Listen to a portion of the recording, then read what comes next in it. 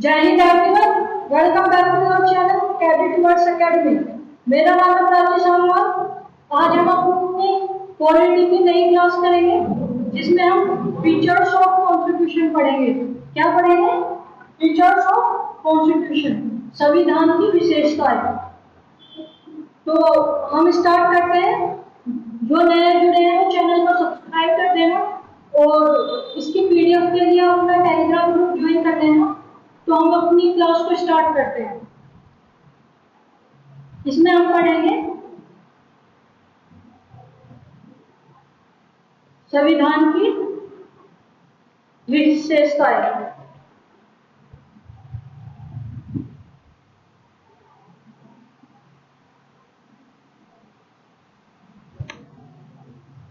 ठीक, हम स्टार्ट करते हैं। संविधान की विशेषताएं में क्या पढ़ेंगे कि हमारे संविधान में कौन कौन सी चीजें दी हुई है। ठीक है, किस किस चीज के बारे में बात करता है, कौन कौन सी पावर दी हुई है और कौन कौन सी ड्यूटीज दी हुई है, कौन कौन से रूल दिए हुए, गवर्नमेंट फॉर्म कैसे होती है और इन सब की विशेषताएं क्या है। तो ये सब हम कॉन्स्टिट्यूशन में पढ़ेंगे। तो इन सब की क्या विशेषताएं है वो हम अलग से चैप्टर में पढ़ेंगे। ठीक है, वैसे तो हम कंबाइंड चैप्टर पढ़ेंगे सबका। जैसे पार्लियामेंट पढ़ेंगे, उसमें गवर्नमेंट के फीचर देखेंगे, फंडामेंटल राइट्स पढ़ेंगे, डीपीएसपी पढ़ेंगे। पर इन्हें कंपाइल करके एक जगह पढ़ेंगे उसके फीचर्स के टाइप में। ठीक है, तो हम पढ़ते हैं salient features of Indian constitution. हमारे कौन कौन से होते हैं साइलेंट फीचर? यहाँ देखो, क्या हम ये सारी चीजें पढ़ेंगे यहाँ पे। ठीक, यहाँ से लेके यहाँ तक और एक एक पॉइंट को देखेंगे और उसको समझेंगे। सबसे पहले हमारा कि पहले एक बार देख लेते हैं कि लेंथेस्ट और रिटन कॉन्स्टिट्यूशन है। ठीक, तो पहला पॉइंट क्या है हमारा? हमारा पहला पॉइंट है कि हमारा जो कॉन्स्टिट्यूशन है वो लेंथेस्ट है Indian Constitution is the lengthiest written constitution.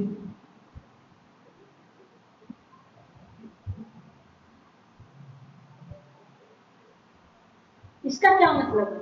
इसका मतलब है कि जो हमारा कॉन्स्टिट्यूशन है, हमारा संविधान है, वो लिखित रूप में है और सबसे लंबा है। मतलब कि हमें उसको लिख के इन रिटर्न उसको कंपाइल किया हुआ है। जब हम और इसे लेंथियस क्यों कहते हैं? लेंथियस को इसलिए कहते हैं कि जब ओरिजिनली हमने अपना कॉन्स्टिट्यूशन को अडॉप्ट किया था तो उसमें ओरिजिनली कितने पार्ट्स थे? उसमें 22 पार्ट्स थे। ठीक है, कितने पार्ट्स थे? 22 पार्ट्स थे। तो जब ऐड किया था तभी इतना बड़ा था कि उसमें 22 पार्ट्स थे, तो वो लेंथेस्ट था। और हमने एक रिटन फॉर्म में ये सारे रूल्स को रेगुलेशन को रीड के बुक के फॉर्म में कंपाइल कर दिया था। तो वो क्या था? रिटन और लेंथेस्ट कॉन्स्टिट्यूशन। इसलिए कहा गया है कि हमारा कॉन्स्टिट्यूशन कैसा है? लेंथेस्ट है और रिटन है। यहाँ देखते हैं पार्ट 22 का पेज। जब हमारा कॉन्स्टिट्यूशन लागू हुआ था, हमारा कॉन्स्टिट्यूशन लागू कब हुआ था?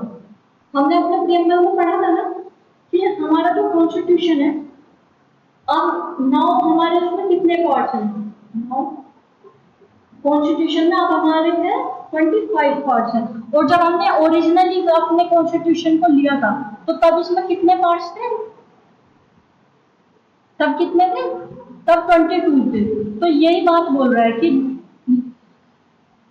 ये लेंथेस्ट था और तब उसमें 22 पार्ट थे और अब कितने हैं? 25 पार्ट्स हैं। पढ़ेंगे हम इसको डिटेल में, अलग से पढ़ेंगे। ठीक है, तो ये हमारा कॉन्स्टिट्यूशन एडॉप्ट कब हुआ था? हमारा कॉन्स्टिट्यूशन एडॉप्ट हुआ था, अडॉप्शन डेट क्या है हमारे कॉन्स्टिट्यूशन की? 26 नवंबर 1949। 26 नवंबर 1949 का हमारा क्या हुआ था? कॉन्स्टिट्यूशन अडॉप्ट हुआ था। और हमारा कॉन्स्टिट्यूशन इंप्लीमेंट कब हुआ था?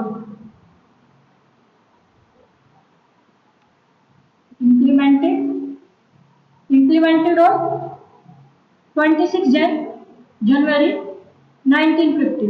तो 26 नवंबर 1949 को हमने अडॉप्ट कर लिया था अपने कॉन्स्टिट्यूशन, हमारे कॉन्स्टिट्यूशन बन गया था, कॉन्स्टिट्यूशन असेंबली ने कॉन्स्टिट्यूशन बना दिया था और फिर हमने इम्प्लीमेंट किया था 26 जनवरी।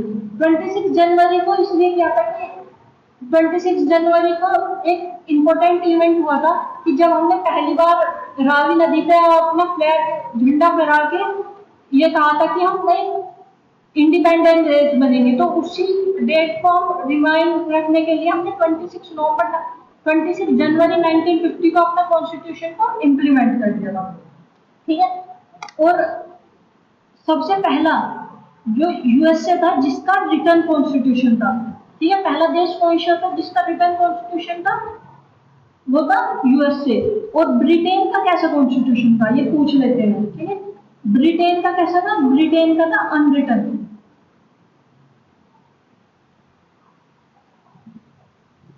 रिटर्न का मतलब तो आपको पता चल गया ना कि सारे रूल्स को रेगुलेशन को कंपाइल करके एक बुक के फॉर्म में हमने रख दिया, तो वो कैसा हो गया, हमारा रिटर्न कॉन्स्टिट्यूशन हो गया। तो अनरिटर्न में क्या होता है, अनरिटर्न होता है कि जब भी कोई रूल बनता है हम उसको तब एड ऑन करते हैं, पहले से लिखा हुआ नहीं होता। ठीक है, कोई नया रूल बना उसको एड ऑन करेंगे तो वो तब कंपाइल होता जाता है, तो वो कैसा हो जाता है हमारा अनरिटर्न कॉन्स्टिट्यूशन। ठीक है, सेकंड थिंग क्या कह रहा है कि जो सेकंड थिंग है कि drawn from various constitution source, कि हमने अपना जो कॉन्स्टिट्यूशन है वो वेरियस सोर्स से लिया हुआ है। आपने भी सुना होगा कि काफी लोग कहते हैं कि हमारा जो कॉन्स्टिट्यूशन है वो एक उधार का खेला है। ठीक है, तो इसे क्यों कहते हैं, जब हमारा कॉन्स्टिट्यूशन बन रहा था ना, सेकंड पॉइंट क्या है, ड्रॉन फ्रॉम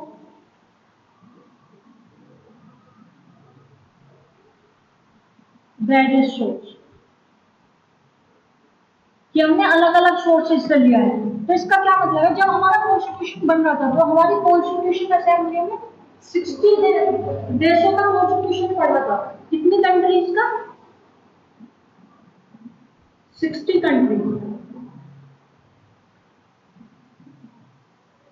ठीक है, 16 कंट्रीज का हमारा कॉन्स्टिट्यूशन पढ़ा हो, उसमें उनको जो चीज अच्छी लगी वो उससे अडॉप्ट कर ली। ठीक है, कि जैसे फंडामेंटल राइट्स है, एग्जाम्पल के तौर पे जैसे फंडामेंटल राइट्स है, फंडामेंटल राइट्स हमने कहां से लिए, यूएसए से, लेकिन बिल्कुल एग्जैक्टली हमने नहीं लिए कोई भी चीज।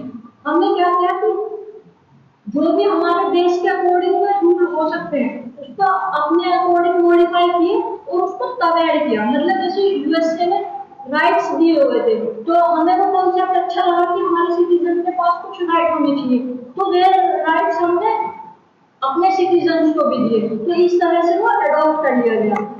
इन इंडिया में हम इसको फंडामेंटल राइट्स कहते हैं। ठीक है, इंडिया में हम इसको क्या बोलते हैं, फंडामेंटल राइट्स। लेकिन यूएसए में इनको क्या कहा गया, यूएसए में इनको कहा गया कि ये क्या है, बिल्स ऑफ राइट्स। ठीक है, तो उनको किस फॉर्म में दिए हुए हैं, बिल ऑफ राइट्स के फॉर्म में। ठीक है, और हमने उनको किस नाम से ऐड किया, हमने ऐड किया फंडामेंटल राइट्स के उससे। ठीक, तो समझ आ गया ना, इसे ग्रोथ फ्रॉम वेरियस सोर्स क्यों कहा जाता है। ठीक, अब नेक्स्ट पॉइंट क्या कह रहा है, नेक्स्ट पॉइंट कह रहा है कि a blend of rigid and flexibility. ठीक है, कि हमारा जो कॉन्स्टिट्यूशन है वो कैसा ब्लेंड है, अ ब्लेंड ऑफ, यहाँ देखते हैं कि हमारा जो कॉन्स्टिट्यूशन है वो रिजिड भी है और फ्लेक्सिबल भी है। क्या का ब्लेंड है, रिजिड भी है फ्लेक्सिबल भी है। तो हम इसको ऐसे बोल सकते हैं कि ये पार्शली रिजिड है और पार्शली फ्लेक्सिबल है।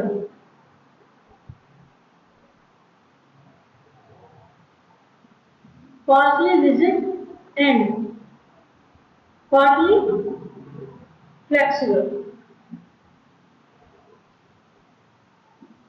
हमने इसको ऐसा क्यों पकड़ा है, फ्लेक्सिबल का क्या मतलब होता है, फ्लेक्सिबल का मतलब होता है कि जिसमें हम चेंजेस कर सकते हैं। ठीक है, जो चेंजेस को अलाउ करता है, तो वो होता है फ्लेक्सिबल। तो इसमें क्या है कि हम अपने कॉन्स्टिट्यूशन में टाइम के अकॉर्डिंग चेंज कर सकते हैं कि कोई चीज ऐड ऑन करनी है, कोई चीज हटानी है, तो वो हम कर सकते हैं अपने कॉन्स्टिट्यूशन में। ये नहीं कि कॉन्स्टिट्यूशन बन गया और उसमें हम कोई चेंजेस नहीं कर सकते, ठीक है।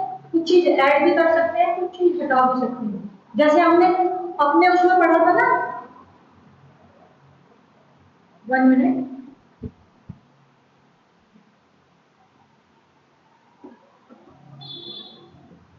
अपने इसमें शेड्यूल्स में पढ़ा था कि पहले हमारे 8 शेड्यूल थे और अब 12 हो गए हैं, तो हमने उसमें ऐड किए ना शेड्यूल, ठीक है। तो उसी तरह हम फ्लेक्सिबल का मतलब है कि हम उसमें कुछ ऐड कर सकते हैं, ठीक है। और रिजिड क्यों कहा गया? इसको रिजिड इसलिए कहा गया कि हम इसको है ना सिर्फ एक ही मेथड से इसमें कुछ अमेंड कर सकते हैं, तो ओनली अमेंड थ्रू आर्टिकल 368, कि हम इसको सिर्फ आर्टिकल 368 के थ्रू ही अमेंड कर सकते हैं, ठीक है। और इसमें ये भी कहा गया कि हम इसके बेसिक फीचर्स को अमेंड नहीं कर सकते, ठीक। क्या नहीं कर सकते? वो कुछ चीज के हम बेसिक फीचर्स को अमेंड नहीं कर सकते। क्या note amend it's basic feature, तो इसलिए इसको रिजिड कहा गया है कि ये हम पार्ट, वो तो फ्लेक्सिबल तो है, हम इसमें चेंजेस कर सकते हैं, कुछ ऐड ऑन कर सकते हैं, कुछ रिमूव कर सकते हैं, बट हम पर ये रिजिड भी है कि हम सिर्फ एक ही मेथड से कर सकते हैं। तो क्या है, सिर्फ हमारे पास वन मेथड है। वन मेथड भी कौन सा है? आर्टिकल 368। 368 हम पढ़ेंगे तब आई विल एक्सप्लेन इट कि 368 में क्या होता है। 368 कैसे हमें अमेंड करने की पावर देता है, ठीक है। तो हम आर्टिकल 368 के थ्रू ही कर सकते हैं, तो इसलिए इसको पार्शियली रिजिड कहा गया और पार्शियली फ्लेक्सिबल कहा गया, ठीक है। नेक्स्ट पॉइंट क्या है इसमें? नेक्स्ट पॉइंट है कि फेडरल सिस्टम विद यूनिटरी बायस, कि फेडरल सिस्टम तो है हमारा पर यूनिटरी बायस है, ठीक है। इसका क्या मतलब होता है? इसके लिए मैंने एक स्लाइड ऐड की है, हम उसी से देखते हैं इसमें।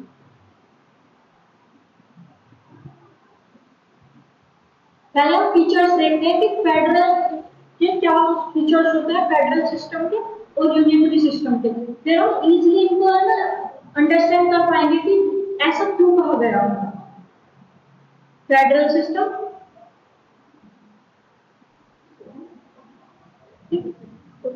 फेडरल सिस्टम है और यूनिटरी सिस्टम।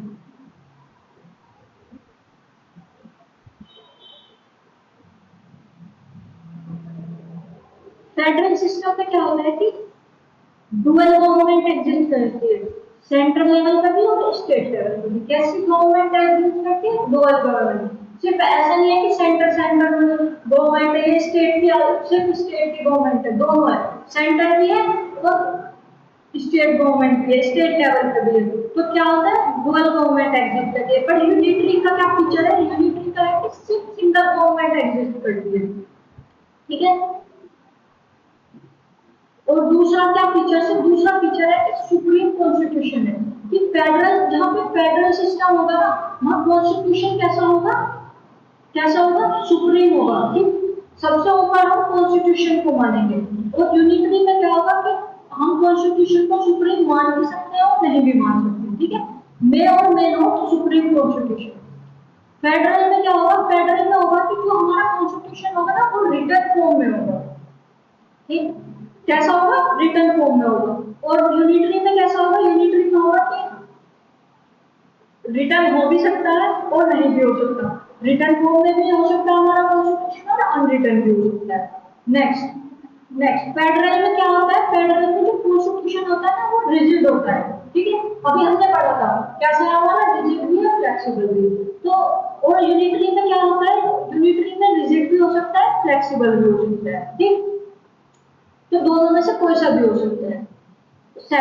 नेक्स्ट पॉइंट है कि जो हमारे डिवीजन ऑफ पावर है, जो डिवीजन ऑफ पावर को एग्जिस्ट करती है, फेडरल में क्या करती है, जैसे सेंट्रल और डुअल गवर्नमेंट है, डुअल गवर्नमेंट है, सेंट्रल और स्टेट गवर्नमेंट में पावर भी डिवाइड है, तो डिवीजन ऑफ पावर है। यूनिटरी, यूनिटरी का मतलब क्या होता है, एक तो एक है और गवर्नमेंट में सिंगल है, तो कोई डिवीजन का पावर नहीं एग्जिस्ट करती इसमें, ठीक है। इसमें डिवीजन पावर, डिवीजन पावर का डिवीजन नहीं होगा, ठीक है। डिवीजन ऑफ पावर एग्जिस्ट नहीं करती यूनिटरी में। नेक्स्ट पॉइंट है कि इंडिपेंडेंट जुडिशरी है, और यूनिटरी में इंडिपेंडेंट जुडिशरी हो भी सकती है और नहीं भी हो सकती है, ठीक। इंडिपेंडेंट जुडिशरी का क्या मतलब है कि जो हमारी जुडिशरी है, जो भी वो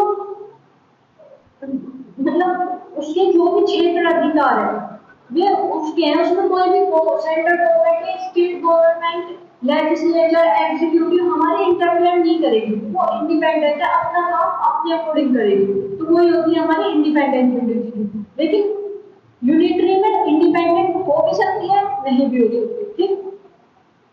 नेक्स्ट नेक्स्ट क्या पॉइंट है हमारा, नेक्स्ट वो है बाइकैमरलिज्म। बाइकैमरलिज्म एग्जिस्ट करता है और यूनिटरी में नहीं एग्जिस्ट करता। बाइकैमरलिज्म का क्या मतलब है कि दो हाउस एग्जिस्ट करते हैं, जैसे हमारे यहाँ पे लोकसभा और राज्यसभा है ना, लोकसभा और राज्यसभा, एक अपर हाउस एक लोअर हाउस, तो दो हाउसेस एग्जिस्ट करते हैं और यूनिटरी में नहीं करते, ठीक। तो हम देखते हैं कि हमारे भारत में इसमें कौन कौन से फीचर्स हैं, ठीक। अब आप लोग बताना, ठीक है, कि भारत में कौन कौन से फीचर्स इसमें है। क्या हमारे यहाँ डुअल गवर्नमेंट एग्जिस्ट करती है? करती है, तो यह इंडिया में है, तो यहाँ पे लिखते हैं यस, ठीक है। क्या सिंगल गवर्नमेंट एग्जिस्ट करती है? नहीं, नो। तो कौन कौन से फीचर्स हमारे फेडरल के हैं, कौन कौन से यूनिटरी के हैं, ये कंपाइल ये देखते हैं आपने, ठीक है। ये यस नो किस लिए लिखते हैं कि इंडिया में कौन कौन से हैं, ठीक है।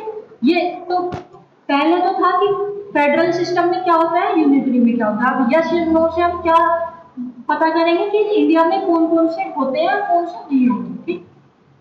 तो क्या इंडिया में कॉन्स्टिट्यूशन सुप्रीम होता है? होता है, ठीक है। कॉन्स्टिट्यूशन ही सुप्रीम है हमारा, मे नॉट सुप्रीम ऐसा नहीं होता, ठीक है। रिटर्न कॉन्स्टिट्यूशन है हमारा, अनरिटर्न हमारा कैसा है, रिटर्न है, तो ये वाला फीचर्स होता है, ये वाला नहीं होता, ठीक। रिजिड, रिजिड है, हाँ रिजिड भी है, लेकिन पार्शली रिजिड है।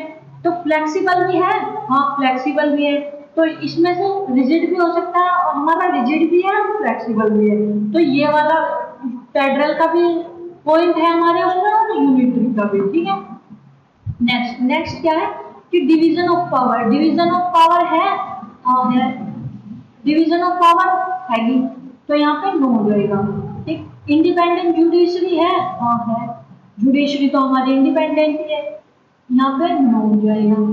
बाइकैमरल एग्जिस्ट करता है, हाँ करता है, लोकसभा राज्यसभा सेंटर में और लेजिस्लेचर असेंबली और लेजिस्लेचर काउंसिल हमारे कहाँ पे है, इसमें स्टेट में है, तो ये वाला फीचर्स भी एग्जिस्ट करता है। तो इसमें क्या कहा गया था, हमारे उसमें पॉइंट कहा गया था कि हमारा जो है federal system with unitary bias, federal system with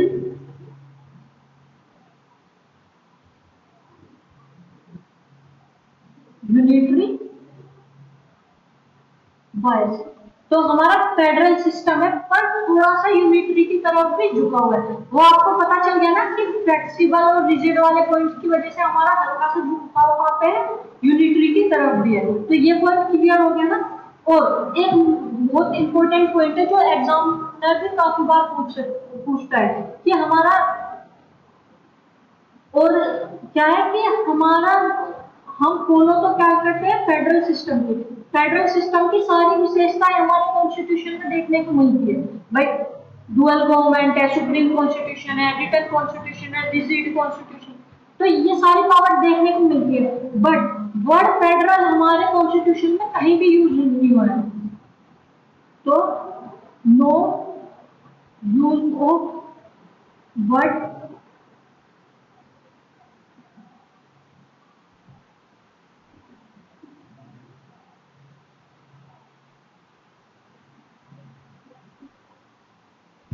in the constitution, कि हमारे संविधान में कहीं भी फेडरल वर्ड यूज नहीं हुआ है, ठीक है, ना किसी आर्टिकल्स में, ना किसी शेड्यूल में, ना किसी प्रियम्बल में, कहीं पे यूज नहीं हुआ है। पर हम वो क्या करते हैं, विशेषताएं सारी देखने को मिलती है फेडरल की, ठीक है। और डिवीजन ऑफ पावर है, पर हमारा जो सेंटर है ना, हमारा सेंट्रल गवर्नमेंट ज्यादा पावरफुल है, मोर पावरफुल है स्टेट गवर्नमेंट, ठीक है। तो हम, तो इसी वजह से हमको क्या बोलते हैं, हमें बोलते हैं क्वाजी फेडरल, ठीक है, क्वाजी फेडरल अर्ध संघीय। और ये क्वाजी फेडरल कहा किसने था, ये भी पूछ लेता है एग्जामिनर, सीडीएस में स्टेटमेंट की फॉर्म में पूछ लेता है कि क्वाजी फेडरल हमें कहा किसने था। और नॉर्मली भी एसएससी सीडीएस में भी, उसमें एसएससी सीजीएल, इन सब में एसएससी के भी एग्जाम में पूछ लेता है। ये तो ये कहा था केसी वियरे ने, केसी वियरे ने क्या कहा था कि इंडिया क्या है, क्वाजी फेडरल है, उसमें फेडरल के कुछ मिलते हैं सारे देखने को, बट सेंट्रल ज्यादा पावरफुल है स्टेट से, डिवीजन पावर तो है पर सेंटर के पास कुछ ज्यादा पावर है, तो इसलिए क्वाजी फेडरल है, ठीक है। ये पॉइंट क्लियर हो गया ना, यहाँ से कोई डाउट नहीं बचा ना।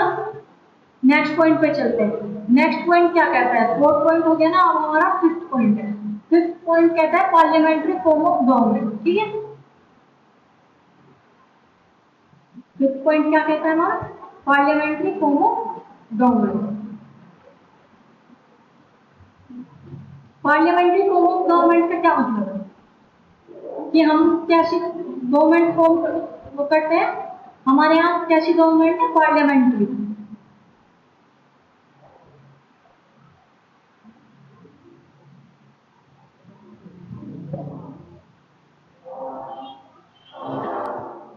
पार्लियामेंट्री फॉर्म ऑफ गवर्नमेंट है, इसका मतलब क्या है कि हमारे यहाँ पे जो मेजोरिटी पार्टी है वो रूल करती है, ठीक है। मेजोरिटी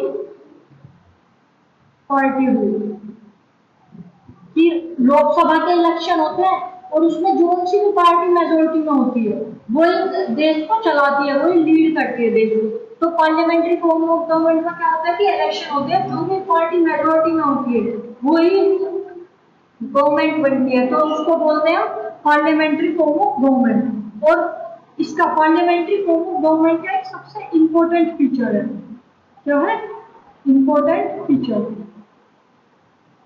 वो क्या है, यहाँ स्टार मार्क कर लो, कि collectively responsibility of executive to legislature, कि जो पहले लिख लेते हैं, कलेक्टिवली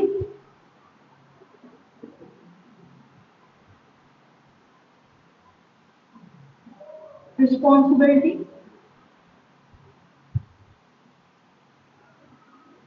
ऑफ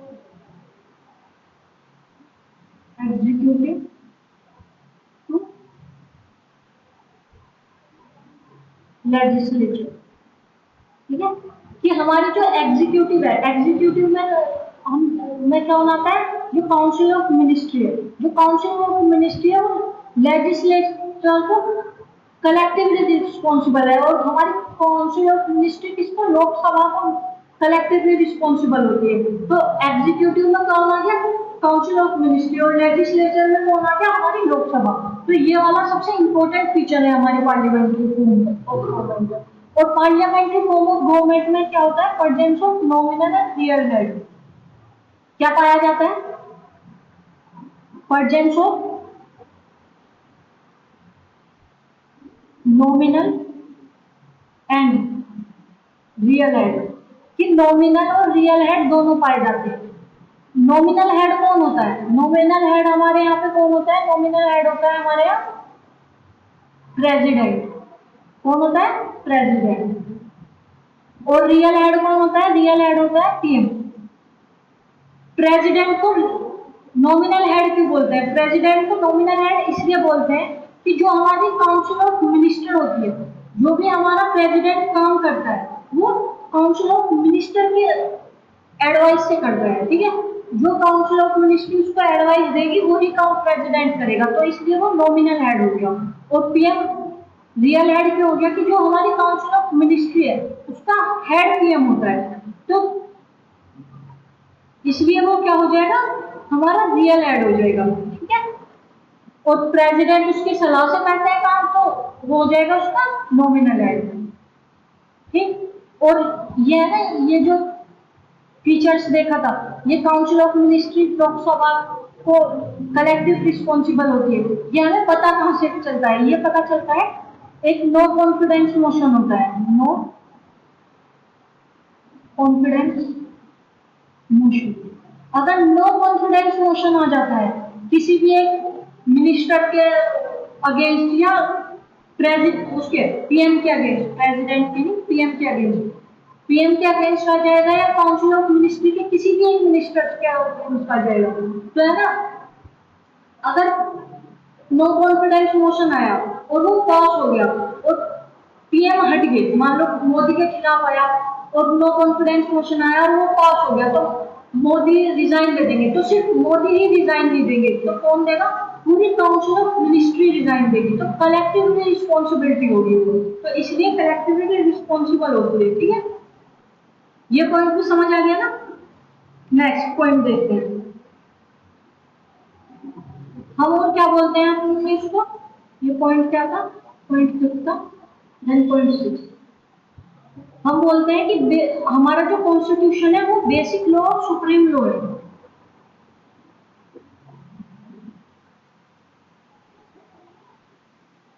कॉन्स्टिट्यूशन क्या है? हमारा बेसिक लॉ भी है, बेसिक लॉ या सुप्रीम लॉ।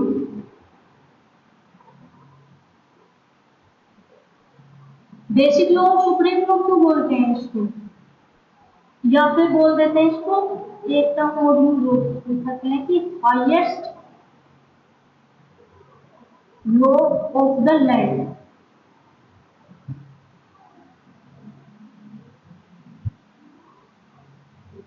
इसको ऐसा क्या बोलते हैं? Base highest law of land क्यों बोलते हैं? कि जो कोई भी लॉ बनेगा उसे पावर कहां से मिलेगी? हमारे कॉन्स्टिट्यूशन से मिलेगी, तो इसलिए हम उसको सुप्रीम लॉ या highest law of the land बोलते हैं, कि जो भी लॉ बनेगा उसकी पावर हम कहां से डिफाइन करते हैं? अपने कॉन्स्टिट्यूशन से। ठीक, और बेसिक इसलिए बोलते हैं कि जो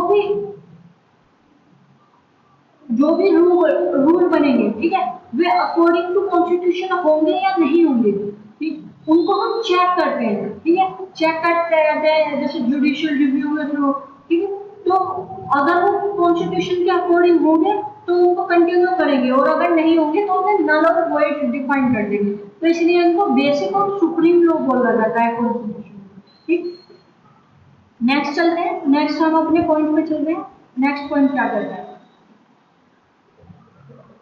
वो हमने पॉइंट पढ़ा था ना, कि drawn from the various source of the constitution, कि हमने अलग अलग कॉन्स्टिट्यूशन से लिया हुआ है, तो पहले हम उसको देख लेते हैं कि कौन सी चीज हमने कहां से ली हुई है।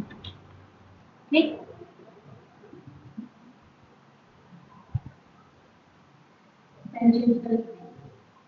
अब यहाँ पर बढ़ेंगे, तो हमारा लैंड टेस्ट है, 12 शेड्यूल है, अब 470 आर्टिकल्स है, और कितने 25 पार्ट्स है। ठीक है, ये क्या कह रहा है इसमें? यूके या ब्रिटेन से हमने क्या क्या किया है, कि हमारी जो पार्लियामेंट्री फॉर्म ऑफ गवर्नमेंट है, ठीक है, पार्लियामेंट्री फॉर्म ऑफ गवर्नमेंट है, वो कहां से लिए हमने? ब्रिटेन से लिए, कि ब्रिटेन में भी पार्लियामेंट्री फॉर्म ऑफ गवर्नमेंट थी, तो हमने भी उसको वहां से एडोप्ट किया। रूल ऑफ लॉ भी हमने कहां से लिया? ब्रिटेन से। कैबिनेट सिस्टम, जो हमारा कैबिनेट है ना, ठीक है, वो भी हमने सब कहां से लिया है? ब्रिटेन से। पार्लियामेंट्री प्रिविलेजेस या पार्लियामेंट्री प्रोसीजर्स, कि जो भी हमारे लेजिस्लेचर के प्रोसीजर है, ठीक है, लेजिस्लेचर प्रोसीजर। ये भी हमने कहां से लिए? ब्रिटेन से लिए। बाइकैमरलिज्म, लोकसभा दो हाउस की एग्जिस्टेंस भी हमने कहां से लिए? ब्रिटेन से लिए। रिट्स पावर, रिट्स भी हमने कहां से लिए?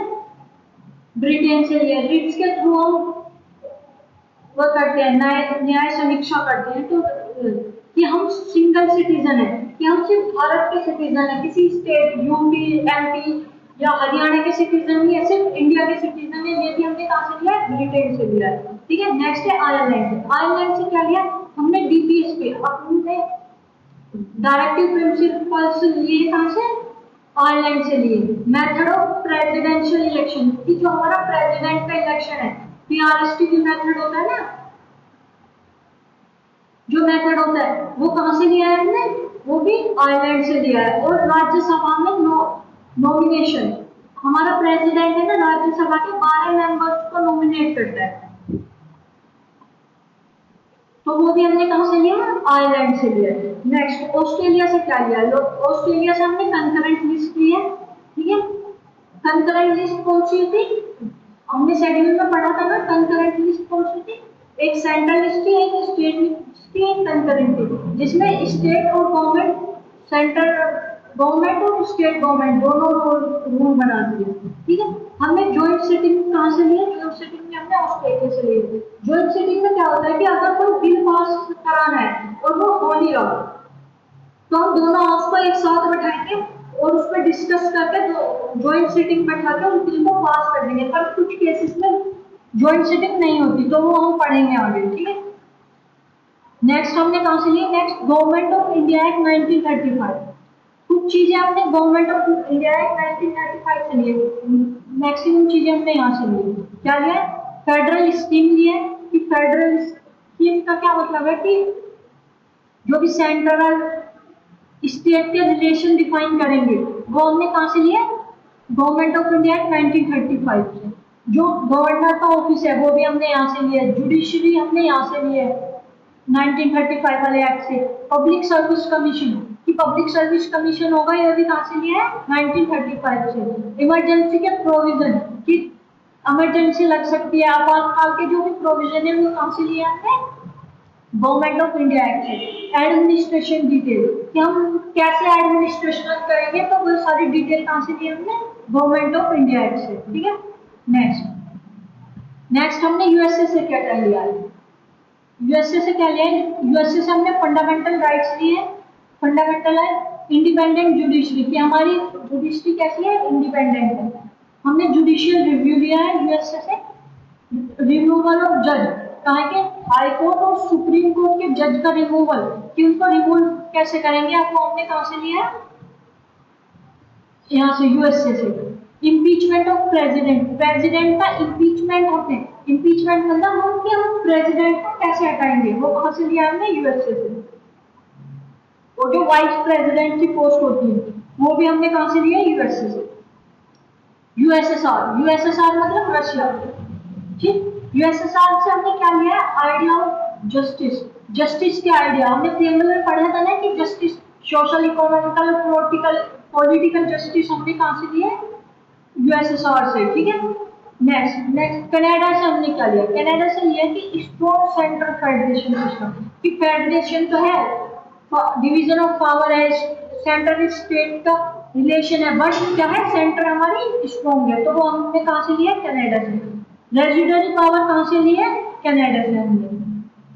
और अपॉइंटमेंट ऑफ गवर्नर, गवर्नर की अपॉइंटमेंट होगी, ये कहां से लिया हमने? कनाडा से।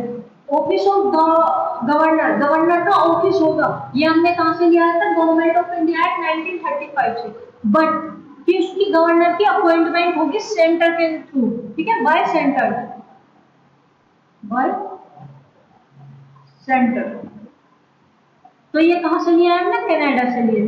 कि एडवाइजरी जुरिडिक्शन है सुप्रीम कोर्ट का, मतलब कि कोई भी प्रेसिडेंट अगर कॉन्स्टिट्यूशन या वैसे कोई भी उस पर सलाह लेना चाहता है सुप्रीम कोर्ट से, तो ले सकता है। तो सुप्रीम कोर्ट का एडवाइजरी जुरिडिक्शन है तो वो भी हमने कहाँ से लिया, कनाडा से लिया। नेक्स्ट, जर्मनी का वीमर संविधान, जर्मनी का हम वीमर कॉन्स्टिट्यूशन भी कहते हैं। तो वीमर कॉन्स्टिट्यूशन से हमने क्या लिया है, फंडामेंटल ड्यूटीज का सस्पेंशन ऑन द इमरजेंसी के टाइम में, कि इमरजेंसी जब लगेगी ना तो हमारा फंडामेंटल राइट्स क्या हो जाएगी, सस्पेंड हो जाएगी। तो वो हमने कहाँ से लिया, जर्मनी से।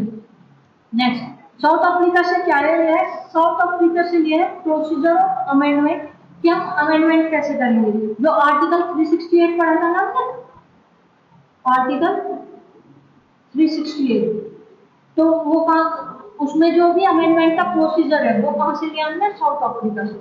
और राज्यसभा के जो मेंबर्स का इलेक्शन होगा, ठीक है, वो भी कहाँ से लिया है, साउथ अफ्रीका से। जापान से क्या लिया है, प्रोसीजर स्टैब्लिश बाय लॉ, ठीक है, एक मेथड है जिससे लॉ की समीक्षा की जाती है, वो क्या है, प्रोसीजर स्टैब्लिश बाय लॉ।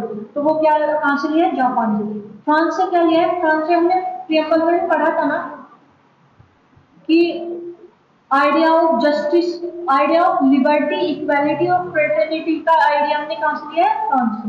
ठीक है, ये हो गया ना। नेक्स्ट, अब हम ये देख लिया हमने कि कौन सी चीज कहां कहां से ली है। ठीक है, अब हम एक दो पॉइंट और कर लेते हैं जो इसमें बचे हुए हैं।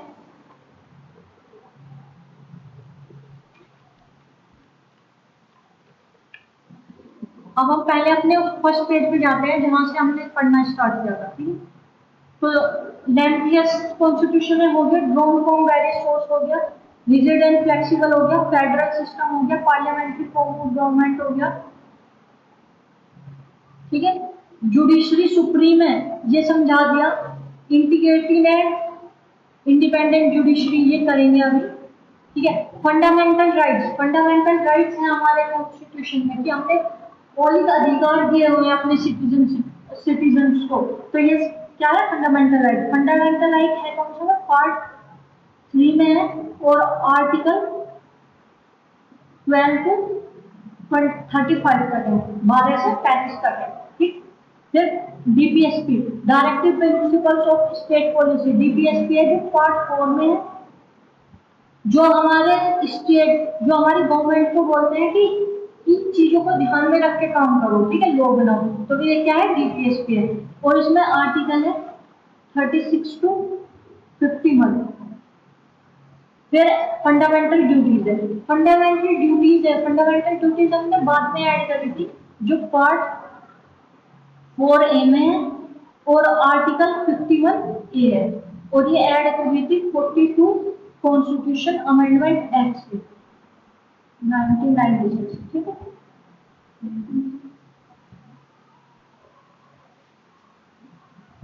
1976। Universe adult franchise, universe adult franchise का क्या मतलब है कि हम सब है ना वोट दे सकते हैं। ठीक है, इररेस्पेक्ट ऑफ रिलीजन, जेंडर, कास्ट, ना हमारी कास्ट देखी जाएगी, ना जेंडर देखा जाएगा, ना हम किस रीजन से आते हैं वो देखा जाएगा। बस हमने वोटिंग एज अटेन की हो तो हम क्या कर सकते हैं, वोट कर सकते हैं। अटेन वोटिंग एज, और वोटिंग एज कितनी है, 18 ईयर्स प्लस। ठीक है, 18 ईयर हो या उससे ज्यादा हो, ठीक है, तो हम वोट कर सकते हैं। ठीक, पहले पहले है ना ये वोटिंग एज कितनी थी, 21 ईयर्स की, ये अब 9 है। चलो यहाँ देखो,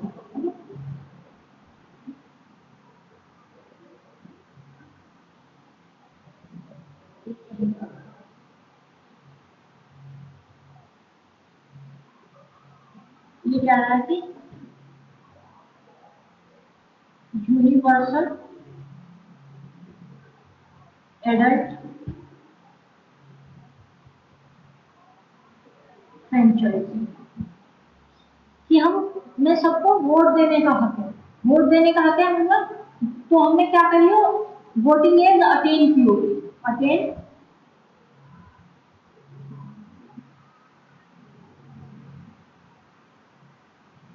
वोटिंग एज।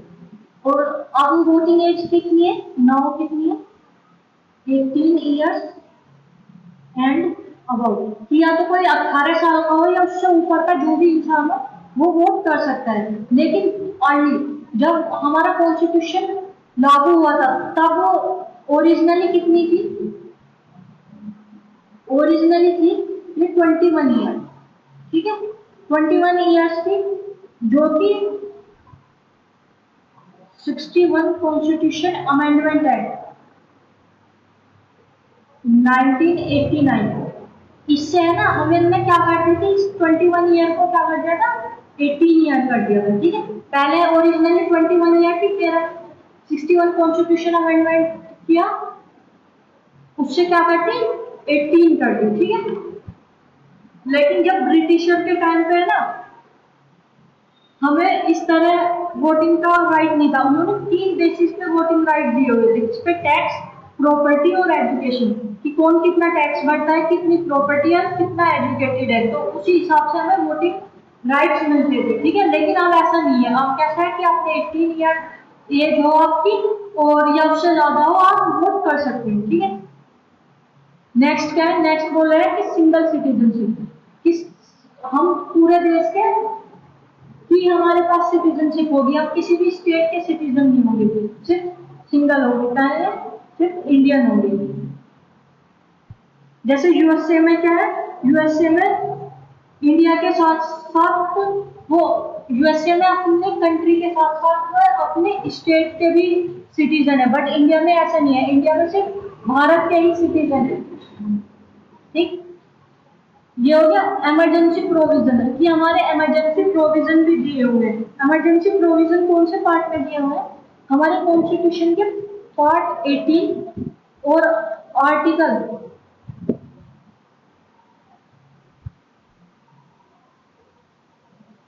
आर्टिकल 352 टू 360 तक क्या दिया हुआ है, हमारा इमरजेंसी के प्रोविजन दिए हुए हैं, जिसमें नेशनल इमरजेंसी, स्टेट इमरजेंसी और फाइनेंशियल इमरजेंसी दी हुई है। ये हम सारी चीज को डिटेल में पढ़ेंगे, ठीक। नेक्स्ट पॉइंट क्या दिया है कि 3 टायर गवर्नमेंट है, इसे हम अभी नेक्स्ट स्लाइड में पढ़ लेंगे। और कोऑपरेटिव सोसाइटीज भी है, कि हमें कोऑपरेटिव सोसाइटी बनाने का हक है, ठीक है। इन सबको हम नीचे तो पढ़ेंगे, जो 2-4 पॉइंट बचे हुए हैं हमारे ये देखते हैं, ठीक है। नेक्स्ट स्लाइड में देख लेंगे।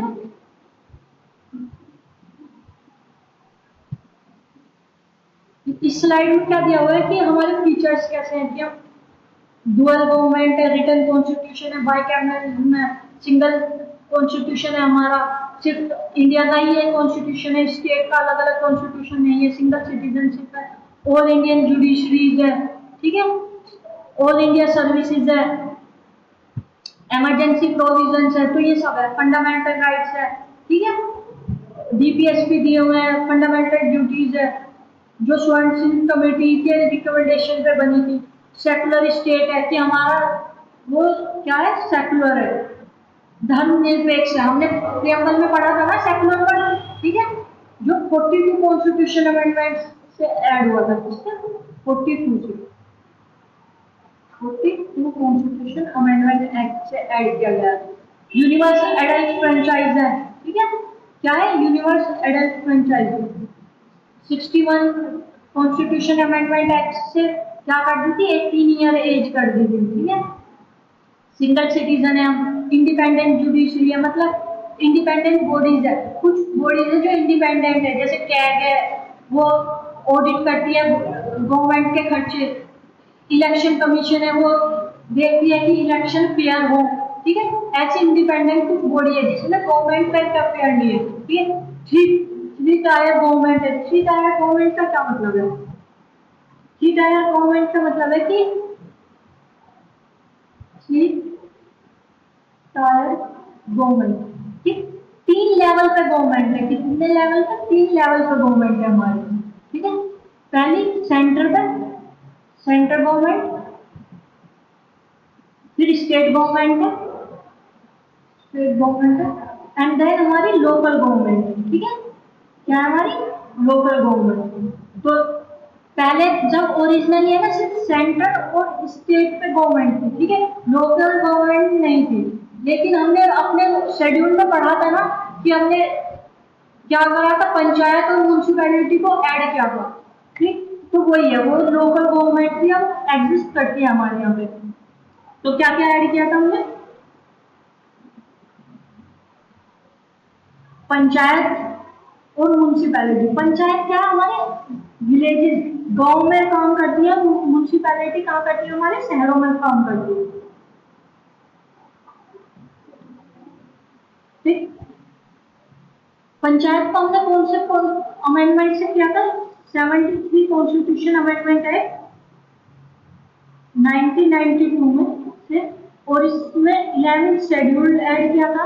और इसमें कितने मैटर्स थे, 29 मैटर्स थे जो हमारी पंचायत देखती है। ठीक है, म्यूनसिपैलिटी, म्यूनसिपैलिटी हमने 74 कॉन्स्टिट्यूशन अमेंडमेंट एक्ट से ऐड की थी 1992 में। और ये 12th शेड्यूल है हमारा, हमने पढ़ा था ना शेड्यूल, और इसमें 18 मैटर्स है। ठीक है, समझ में आ गया ना। तो ये पॉइंट हो गया, कोऑपरेटिव सोसाइटी बताई थी मैंने, जो 97 कॉन्स्टिट्यूशन अमेंडमेंट एक्ट से ऐड हुई थी। किससे हुई थी, कोऑपरेटिव सोसाइटी। यहाँ देखते हैं,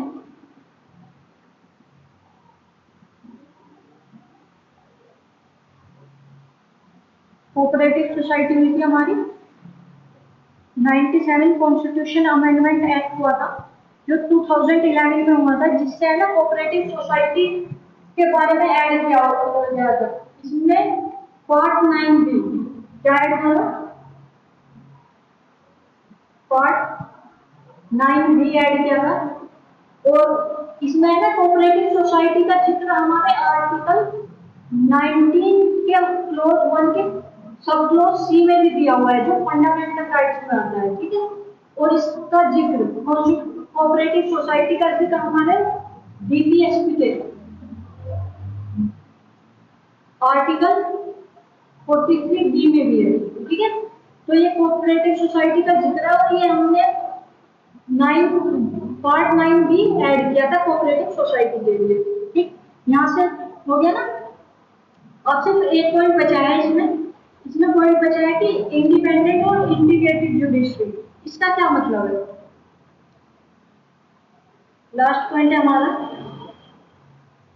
इंडिपेंडेंट एंड इंटीग्रेटेड जुडिशरी। ये क्या है कि स्वतंत्र और एकीकृत जुडिशरी हमारी, मतलब कि किसी का इंटरफेयर नहीं है, कि गवर्नमेंट के लेजिस्लेचर और एग्जीक्यूटिव का कोई इंटरफेयर नहीं है। तो ये क्या है, इसलिए इंडिपेंडेंट। और हमारा डीपीएसपी का आर्टिकल 50 भी कहता है कि हमारी कैसी इंडिपेंडेंट जुडिशरी एग्जिस्ट करती है। ठीक है, और इंटीग्रेटेड का क्या मतलब है, इंटीग्रेटेड का मतलब है कि एक लेवल फॉलो होता है हमारे जुडिशरी में। क्या फॉलो होता है, लेवल।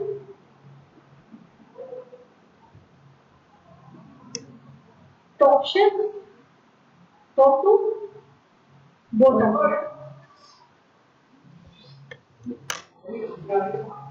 सबसे पहला हमारा सुप्रीम कोर्ट है, फिर हाई कोर्ट है, और देन हमारे डिस्ट्रिक्ट कोर्ट होते हैं। तो एक टॉप से बॉटम, सबसे टॉप पे कौन है, हमारा सुप्रीम कोर्ट है, देन हाई कोर्ट है, देन सबसे बॉटम में कौन आते हैं, हमारे डिस्ट्रिक्ट कोर्ट आते हैं। तो इसी को बोलते हैं हमारे इंटीग्रेटेड जुडिशरी। ठीक है, तो अब हमारा कोई पॉइंट नहीं बचा ना। अब हम यहाँ पे इसको बाइंड अप करते हैं क्लास को। हमारा पूरे फीचर्स हमने देख लिए कि हमारा गवर्नमेंट के क्या क्या, हमारे कॉन्स्टिट्यूशन के क्या क्या फीचर्स हैं। ठीक, तो हम इस क्लास को यही बाइंड अप करते हैं। ये देख लो एक चीज कि जो हमारा स्ट्रक्चर पार्ट है, जो भी हमारा स्ट्रक्चर है कि हमारी गवर्नमेंट का कैसा स्ट्रक्चर है, वो हमने कहाँ से लिया, मोस्टली चीज ऐसी हमने कहाँ से लिया, गवर्नमेंट ऑफ इंडिया 1935 से। जो डीपीएसपी है वो यूएसए से लिया है, जो फंडामेंटल राइट है, जो डीपीएसपी है वो आयरलैंड से लिए, जो फंडामेंटल राइट है अमेरिका से लिए। ठीक है, पॉलिटिकल पार्ट हमने ज्यादातर ब्रिटिश कॉन्स्टिट्यूशन से लिया। तो आज की क्लास को यही बाइंड अप करते हैं। ठीक है, नेक्स्ट क्लास में मिलेंगे। अगर क्लास अच्छी लगे तो लाइक कर देना, चैनल को सब्सक्राइब कर लेना। Thank you, take care and जय हिंद।